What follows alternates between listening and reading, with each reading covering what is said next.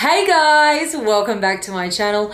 If you're new here, my name's Nadia and this is the place where we get real. And today I want to get real about solo sex for girls, also known as masturbation. I am going to be giving you a step-by-step tutorial on how to finger yourself, because that's what girls do to get off, and it's something that we should all know how to do. So if you've ever wondered if you're doing it right when you're going solo, or maybe you haven't touched yourself yet and this is your first time and you have questions, then make sure you keep on watching. Welcome back to my channel. Are you serious with me? Oh my god, oh my god. I don't understand how these things always happen to me.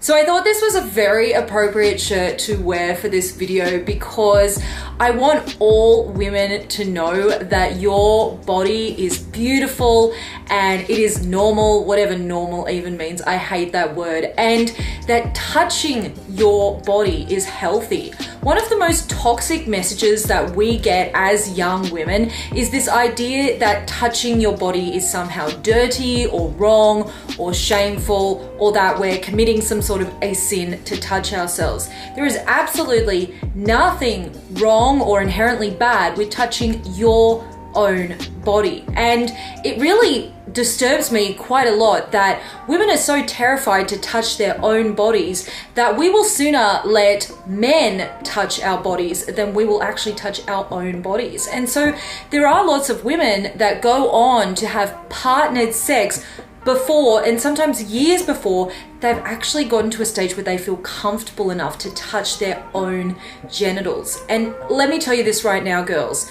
The first person who should be touching your genitals should be you. It should not be anyone else. Because when you touch yourself, you are in control. You decide if and when you want to stop. You decide what speed, what frequency. You decide if you need to take a break. You can take as long or go as quickly as you want. There is no pressure, and you don't have to worry about what anyone else thinks because it's something you do completely on your own. And it's also a really great way to just get familiar with your body, to feel more confident and comfortable in your body, and to learn what your body likes. Because if you want to be a woman who is really good in bed when she's having partnered sex, the best way to do that is be really good at touching yourself. Because when you know the things that feel really good for your body, you can take that information to your sexual partners and you can have really good, healthy, pleasurable sexual encounters. So I really think it's one of the most important things for young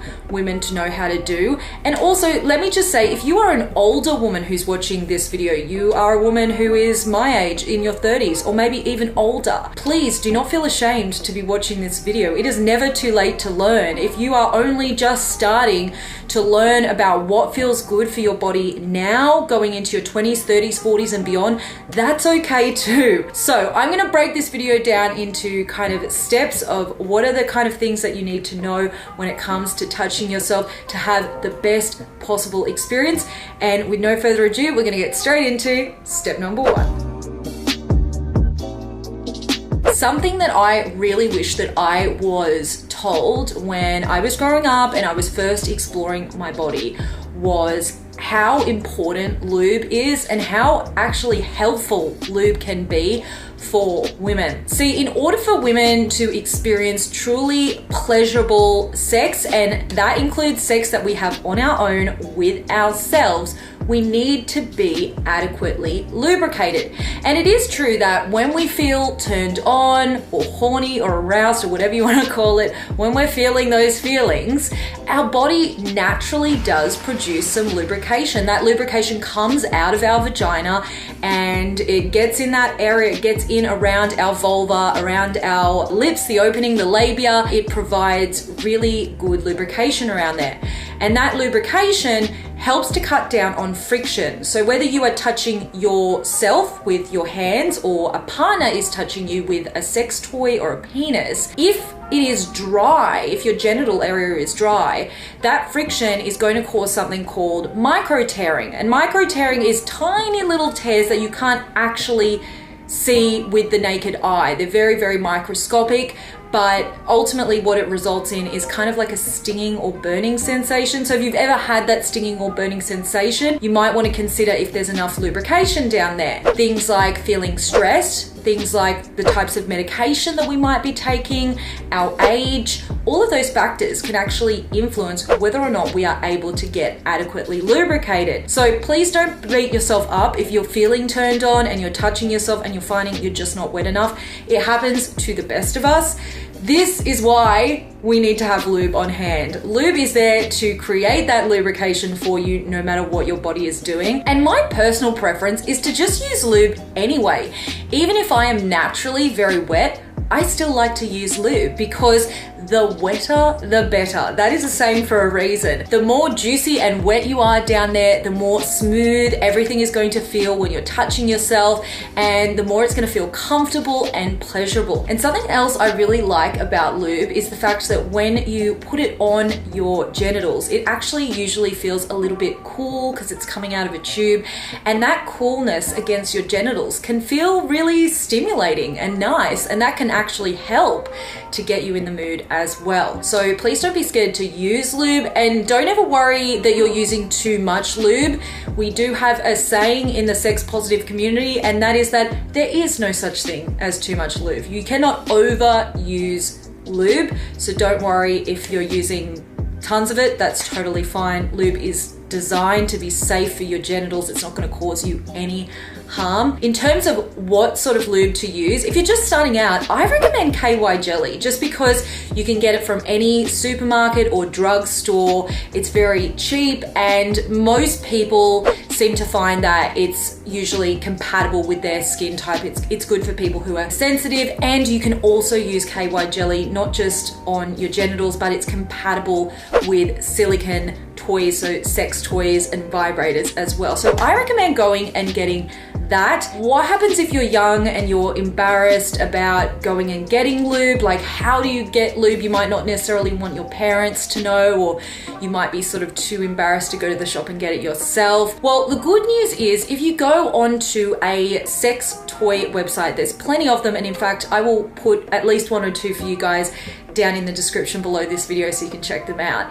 And you go to the section on lube and you order lube. The great thing about adult websites is they're actually designed to be really discreet. So when you actually put the order through, if you order it using your own credit card or your own debit card, when it comes up on your bank statement, it actually won't come up saying that you bought something from a sex shop. It will come up saying like something really generic, like SE Holdings, or just something really random. Pretty much all adult shops do that, which is really cool. And when it arrives in the mail, just say, "Hey mum, it's a Christmas present, so I don't want you to see it because I can't let you know what I got you for Christmas." And then she's probably not gonna ask about it again. I personally like to start with a small piece. I say like a 20-cent size, because that's a coin in Australia that's about that big. I am Aussie. Sometimes people think I'm English, but no, I'm Aussie. I've never been to England. I like to start by putting it on my clitoris. So the clitoris is that kind of little knob.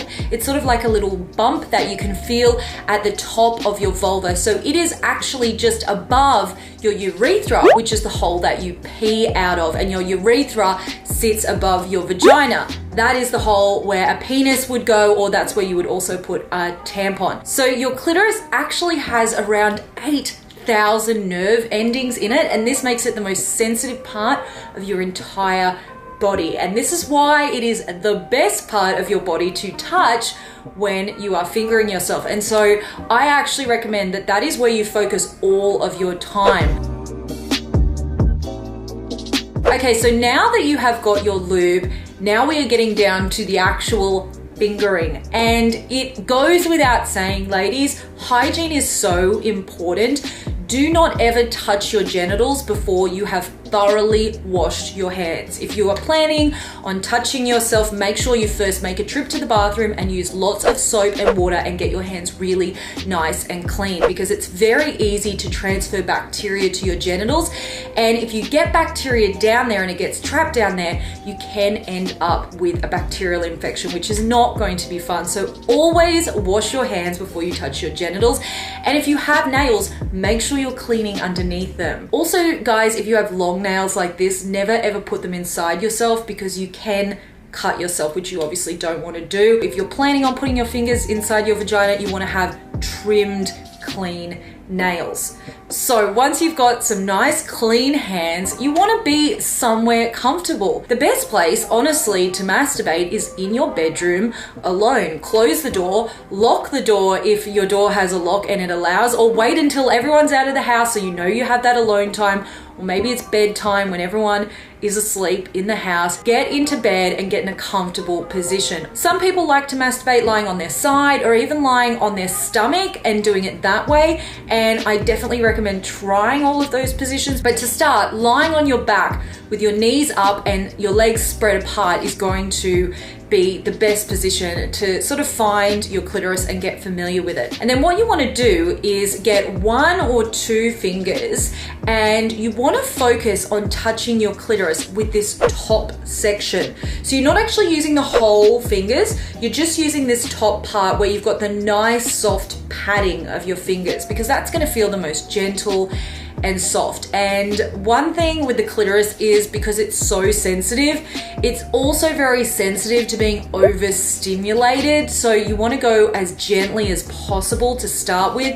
You can always get a little bit firmer as time goes on, but to start, go as gently as possible, just to give yourself time to ease into it. And then with those 1 or 2 fingers, the best motion that I can recommend for great clitoral stimulation is to circle very, very small circles around. So very small, light circles. And the other motion that I can highly recommend is kind of like a seesaw. So if you've got your clitoris here, you're going to seesaw back and forth over the clitoris. I try not to go too fast because that's going to be like rubbing and creating almost like a carpet burn kind of sensation. You want to be going a little bit sort of slow, and you want to find the rhythm that feels good for you. And then once you find that rhythm that feels good, actually just keep repeating it. You don't need to change it and try lots of different techniques. Really, with pleasuring yourself and especially getting yourself to orgasm, the best thing that you can do is, once you find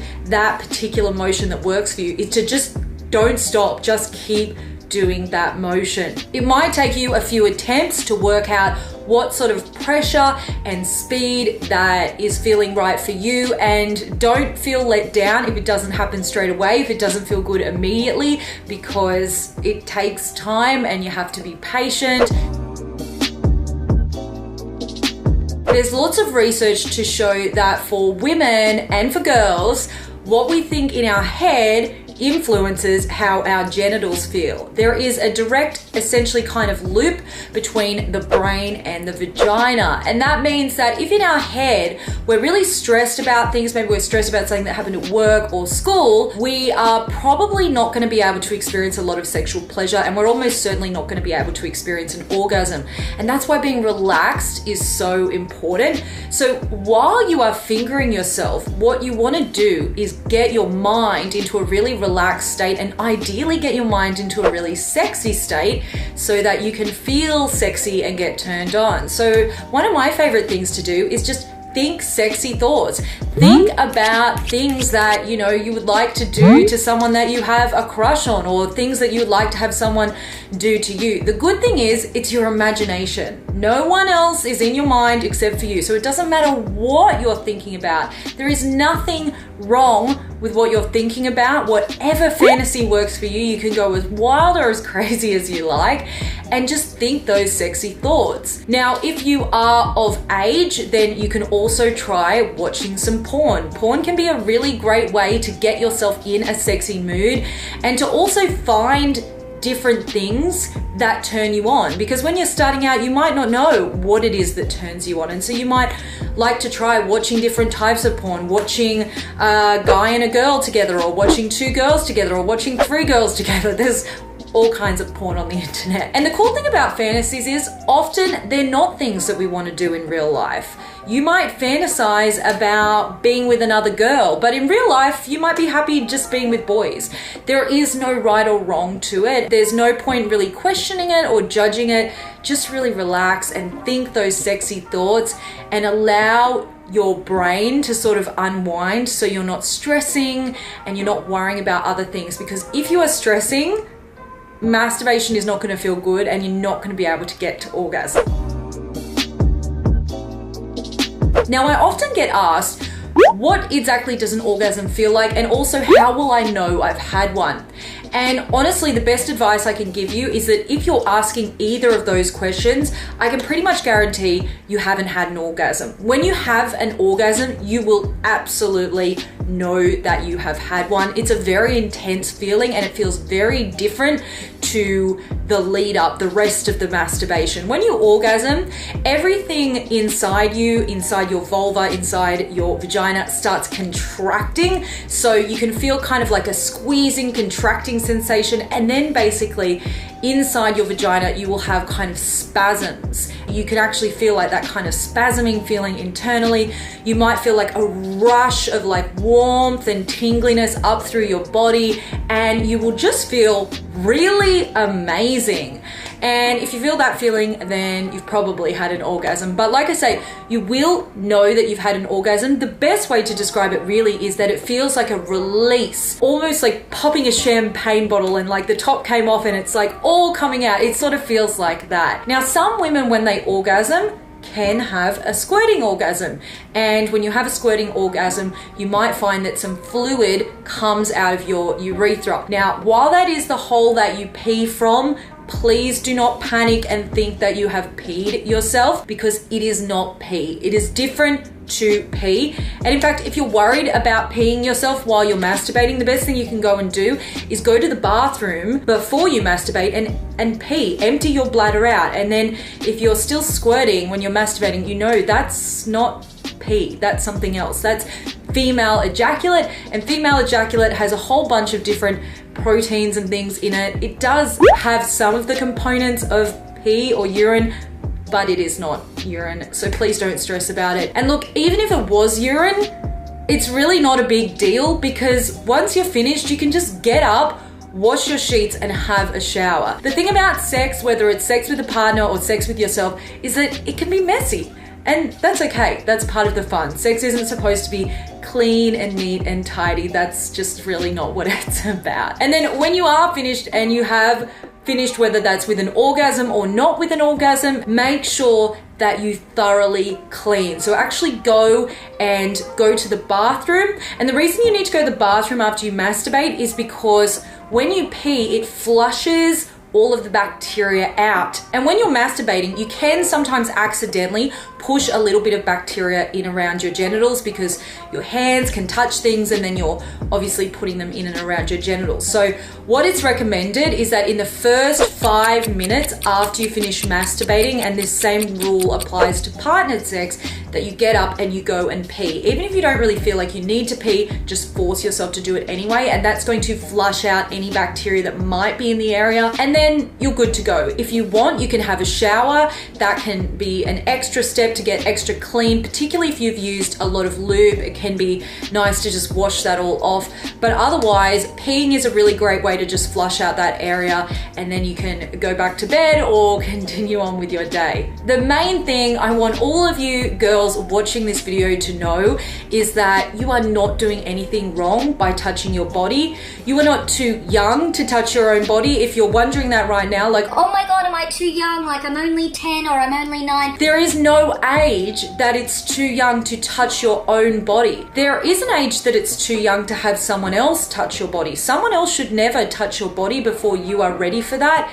And, you know, sexually, there are laws obviously around when you can have sex that is truly consensual sex with another person. In terms of touching your own body, you're not breaking any law. Your body is there to touch. You're allowed to touch it at any age, and you're allowed to touch it as often as you want. So if you find that you really enjoy masturbating and you're like, oh my gosh, I want to do this like every day, like 2 or 3 times a day, do it. There is absolutely nothing wrong with it. Just make sure you find a private space so that no one walks in on you, because it can be a little bit embarrassing.